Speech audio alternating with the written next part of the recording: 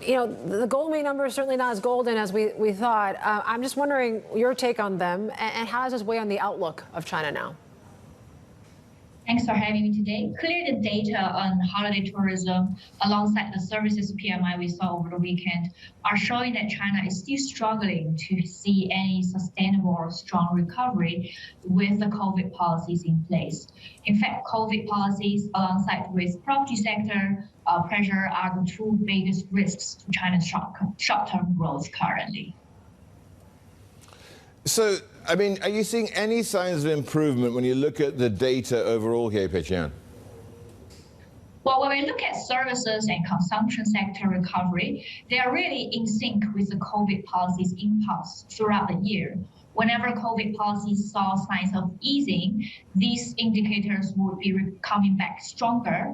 Otherwise, it's just going to still struggle with a sustainable recovery. So that means as long as we could see COVID easing in coming quarters, there is hope that the service sector and consumption sector recovery will come back.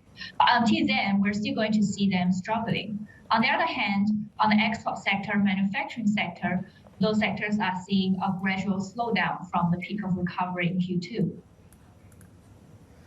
I guess, you mentioned COVID zero basically is what's dominating the narrative of the consumption story. If that goes away, does everything just turn, aggressively higher, or do you think that it's still going to be a very slow and gradual sort of recovery in consumption? COVID policy is the biggest wild card, so I think it's very hard for us to conclusively say if you're going to see a sudden turnaround or a gradual comeback. It really depends on how the COVID exit strategy will play out. Our base case assumption is that we probably are going to hear some communications over the COVID exit strategy after the Party Congress, but most likely the easing of COVID policies is going to be very gradual, and it's going to happen throughout 2023, in my opinion.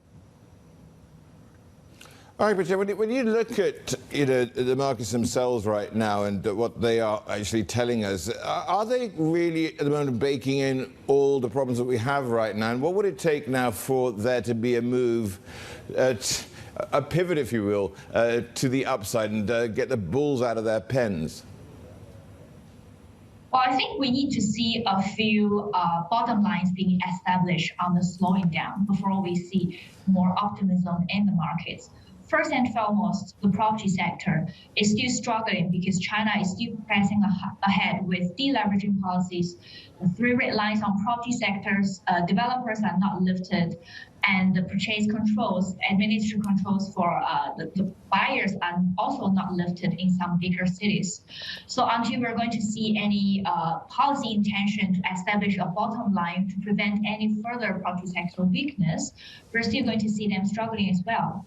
On the other hand, we are also looking for more explanations from the Party Congress on the officials' balances between the quality of growth as well as the growth rates to see where the balance pivots towards.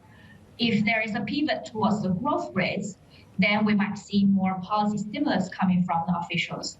Otherwise, I think they're still going to press ahead with reforms, and that's going to be exchanged with short-term pain for the long-term gains. What else are you looking for in terms of maybe just the political lineup, right? And what is that going to tell us about policy moving forward? Well, I think for the upcoming Party Congress, President Xi is widely expected to remain in power for at least the next 5 years. So the focus then will be on the lineup of the Politburo Standing Committee for the dynamics of policy changes. And that goes hand in hand with the policy priority for the next 5 years. We're also going to scrutinize the political work report to see what are the authorities' focus for the next five years to 1 decade.